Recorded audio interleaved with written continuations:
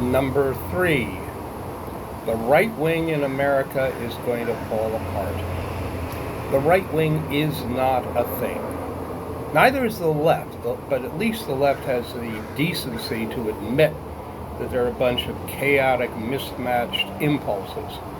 But think back to the 1960s. There were social conservatives, there were economic conservatives, there were libertarians, there were right-wing religious types, there was the KKK, there were all the forces of segregation, and these people didn't necessarily agree with each other, and they didn't get along. And back then, there were fundamentalist magazines and fundamentalist publishing for those magazines, sometimes the same ones as wrote afterward, though most of them are dead, and they said that abortion was acceptable under some circumstances. Not anymore. Not anymore. Well, after Goldwater's defeat, there was a kind of a crisis. And two things happened. First thing was the Powell Memo, both in the early 70s.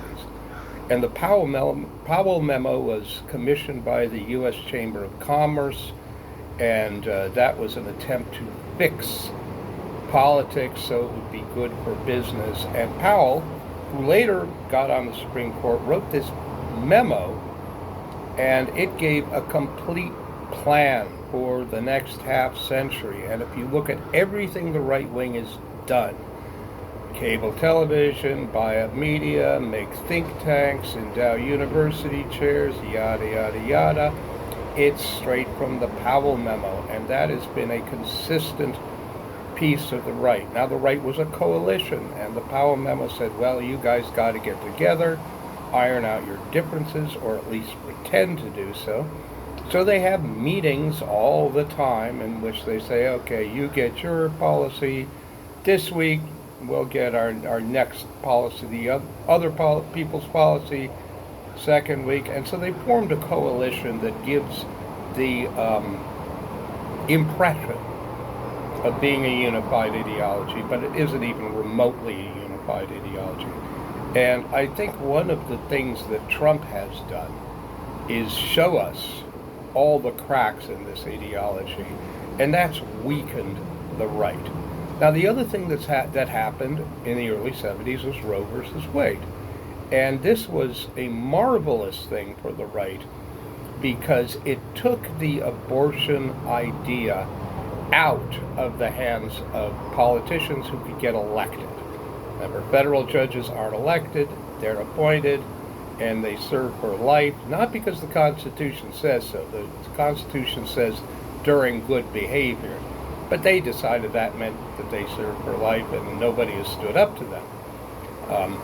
And so it's safely over there in the judiciary, and so they can rant and rave and scream and point fingers and talk about how great they are as much as they want to, without having fear that they would be called out for betraying their promises, because they can always say, oh, well, Roe versus Wade, we just got to get the Supreme Court right to make things right.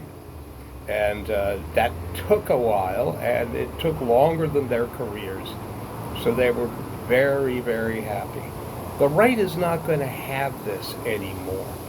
And so what's going to happen is all those little bits are going to dissolve a bit. Furthermore, people who are on the right are going to go more toward the center. Because before this happened, we hadn't yet taken this hard right turn, and people wanted more moderate conservatives like, say, Eisenhower. The Eisenhower Republicans are going to come back, and that is completely going to change the face of American politics, and the right as we know it will no longer be a force.